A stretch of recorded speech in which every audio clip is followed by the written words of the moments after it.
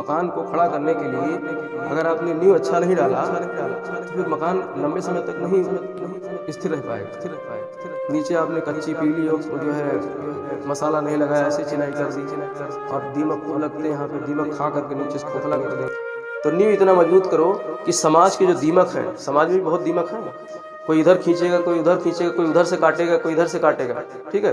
फिर आप अगर अंदर से मजबूत नहीं हो, नींव आपकी मजबूत नहीं है, तो भरभरा के गिर जाओगे।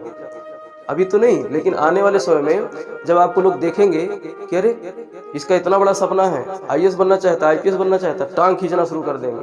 तुम्हारे ही परिवार में, तुम्हारे ही गाँव के लोग, तुम्हारे बगल के लोग, अड़ोसी पड़ोसी, वो दीमक है और वो धीरे धीरे करके अंदर से आपको खाते जाएंगे, आपको पता भी नहीं चलेगा। और जब आप परीक्षा में बैठने जाओगे तो ऐसा माहौल बन जाएगा कि आप रोते हुए जाओगे और परीक्षा में गलत करके आओगे। तो अंदर से मजबूत होना है, और अंदर से तभी मजबूती आएगी जब आपका फाउंडेशन अच्छा होगा, जब आपका जो है नॉलेज अच्छा हो जाएगा। फिर कोई भी इस प्रकार से दीमक आपको खा नहीं सकता है, क्योंकि आप अंदर से स्ट्रांग हो। और स्ट्रांग तभी होता है व्यक्ति जब उसको नॉलेज होता है, ज्ञान होता है। अपने ज्ञान से ही जो है आप कितने भी भारी भरकम या कितने भी खतरनाक वायरस हो, कितने भी खतरनाक जो है दीमक हो, उनको आप, समाज की दीमक, समाज के वायरस को आप उनसे लड़ सकते हो। देखो ये प्रकृति का नियम है, ये प्रकृति का नियम है। जब आप आगे बढ़ोगे तो लोग आपको खींचना शुरू करेंगे, आपकी टांग पकड़ के नीचे खींचेंगे, गिराएंगे। और जब आप काम नहीं करोगे तो आपको वही लोग कामचोर कहेंगे। ये समाज की बात बता रहा हूँ, फैक्ट चीज है। जब आप काम नहीं करोगे तो आपको कामचोर कहेंगे, और जब ज्यादा काम करने लगोगे, आप सक्सेस के रेशियो में बढ़ने लगोगे, तो आपका लोग टांग खींचेंगे, कहेंगे अरे ऐसा कभी हुआ है, कोई करके गया है। अगर इलॉन मस्क यही सोचता है, इलॉन मस्क की मैं कहानी बताता हूँ। इलॉन मस्क स्वयं एक वैज्ञानिक है, एक बिजनेसमैन है, आज बहुत बड़ा सक्सेस व्यक्ति है इस संसार का। दुनिया का सबसे बड़े अरबपतियों में, खरबपतियों में इसका नाम है। कभी दुनिया के टॉप लिस्ट में भी रहता है किसी साल, इस समय शायद है टॉप लिस्ट में, खरबपतियों में। तो वैज्ञानिक के साथ साथ बिजनेसमैन भी है। बहुत मतलब कम उम्र में उसने सारी चीजें प्राप्त की है, और उसके पास कोई मतलब इस तरीके से जा करके किसी स्कूल में ऐसा पढ़ाई नहीं किया है कि वहां से उसको जो है वैज्ञानिक बन गया हो। किताबें घर पे पढ़ करके वैज्ञानिक बना है।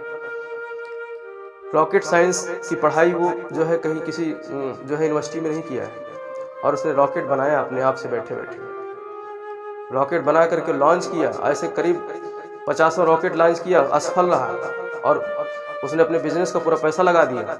रॉकेट जाए ऊपर, दग जाए, करोड़ों रुपए खत्म हो जाए एक रॉकेट लॉन्च करने में। अगर वो उसके कर्ज लिया, कर्ज में भी बहुत जो है दब गया कर्ज के तले।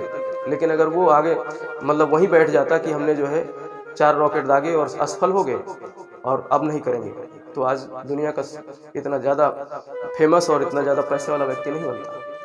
उसको नासा ने मना कर दिया, रसिया ने मना कर दिया कि हम तुमको रॉकेट बनाना नहीं सिखाएंगे। फिर वो घर पे ला करके किताबों को, मोटी मोटी किताबों को एक एक दिन में पढ़ जाता था, और पढ़ करके उसने रॉकेट बनाना स्वयं से सीखा और रॉकेट लॉन्च किया।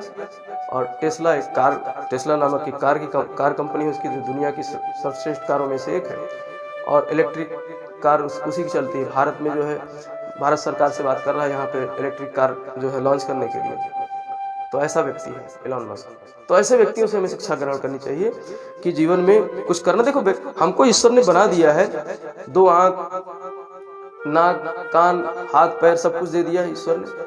सब उस इलॉन मस्क के पास भी यही है, हमारे पास भी यही है। लेकिन ऐसा क्या है कि कुछ व्यक्ति ऐसे होते हैं जो इस तरीके से कर गुजरते हैं, और कुछ बहुत सारे लोग हैं, खाली 1-2% व्यक्ति है ऐसा समाज संसार में कर जाते हैं। बाकी लोग सब पैदा होते हैं और वही मिट्टी में मिल जाते हैं, अपने गांव क्षेत्र में रह करके, अपने शहर में रह करके, और वहीं विलीन हो जाते हैं, खत्म हो जाते हैं। कुछ व्यक्ति ही ऐसा क्यों कर जाते हैं? सिर्फ यही यही काया उनके पास भी है। बस वही चीज़ है कि उनका गोल निश्चित है, उनका लक्ष्य निश्चित है, और जब लक्ष्य निश्चित होता है तो ईश्वर भी जो है आपको रास्ता दिखाता है। और ऐसे लोगों का ईश्वर परीक्षण भी बहुत लेता है। कभी कभी ईश्वर आपसे मतलब ऐसे जो है आपके रास्ते में बाधा आएगा, आपको लगेगा कि मैं यार ऐसा कर रहा हूँ, मेरे साथ क्यों हो रहा है ऐसा, ईश्वर ऐसा क्यों कर रहा है। तो ईश्वर आपको टेस्ट करता है कि आप उस लायक हो कि नहीं, आप उस पद पे पहुंचने लायक हो कि नहीं। वो टेस्ट भी करता है बीच बीच में। तो उस टेस्ट से घबराना नहीं है। जैसे एक मास्टर आपका टेस्ट लेता है और उस टेस्ट में फेल होकर के फिर आप पढ़ाई बंद कर दो, तो ऐसा नहीं है। इसी प्रकार से ईश्वर भी टेस्ट लेता है, आपका टेस्ट करता है कि जो है ऐसी बाधाएं उत्पन्न होंगी, आएंगी, और उन बाधाओं को आपको सिर्फ ये मानकर चलना है कि ईश्वर हमारी टेस्टिंग कर रहा है। कैसे भी टेस्ट ले सकता है ईश्वर, उससे अडिग नहीं, डिगना नहीं, उस पर अडिग रहना।